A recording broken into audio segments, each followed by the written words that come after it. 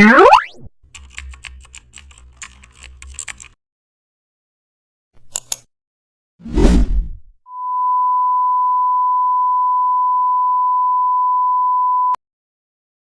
back to the channel. Don't forget to like, share and subscribe for more updates.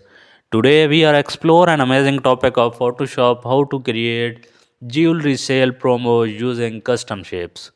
Start with a black gold gradient background, then add thin line shapes to create premium borders.